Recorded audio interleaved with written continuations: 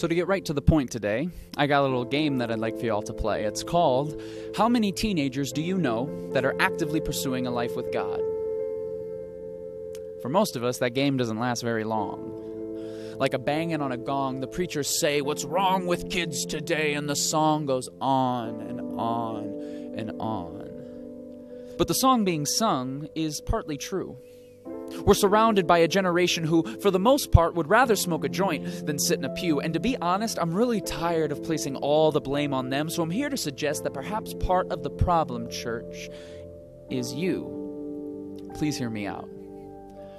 You see, teenagers today, and people, for that matter, would rather live by their own luck because they see the religious system as just way too stuck. And if you heard me say that I read my Bible every day, you'd be like, what the fudge?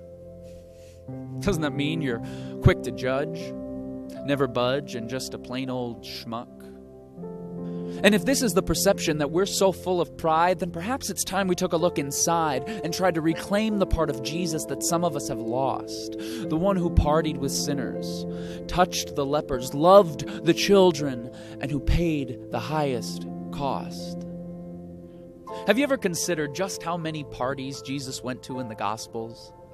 If someone wanted to throw a party today, church, I'm not sure that they would hire us. People don't want to gather around Jesus anymore. They gather around Lady Gaga and Miley Cyrus. And I'm not here to bash secular music either. I'm tired of that. And plus, I like some of those songs. I'm here to suggest, church, that we also might be in the wrong.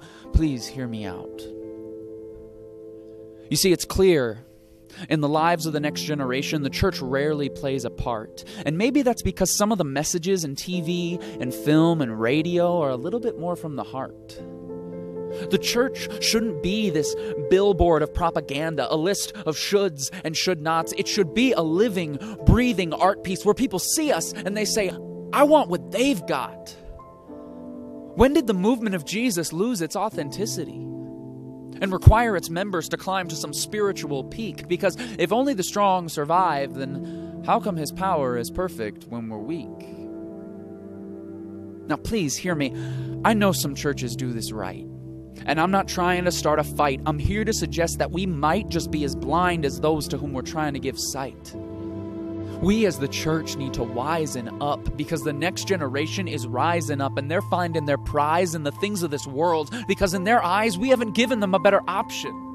Running away from the church like a toxin because some of us are locked into a system of judgment and dismay. Hate you if you're struggling, different, or gay. Why would anyone want to stay when they're just viewed as a project on which we can project a list of rules? And the more we try and protect the children in this way, the more we reject what God is trying to project through them. And that is his project of authentic love.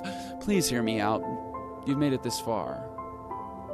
I'm not trying to be harsh, and I'm not trying to be condemning to either side. I'm suggesting that instead of forcing people onto some religious journey, let's just invite them along for the ride.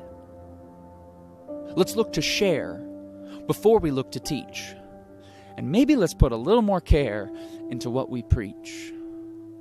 Let us make faith in Jesus a little more attractive. And by that, I'm not talking about hip or cool. I'm talking about interactive. Because you can never underestimate the power of someone who truly cares and who dares to be the one person who will listen when no one else will. This is the kind of love that I believe Jesus was talking about. That authentic love that spurs us to a life that people can't help but be attracted to. Church, let us begin to live in that love. And let us stop blaming the younger generation for every problem in the world and instead come alongside them and invite them on an adventure that Jesus said would bring even greater things yet to come. This is authentic love.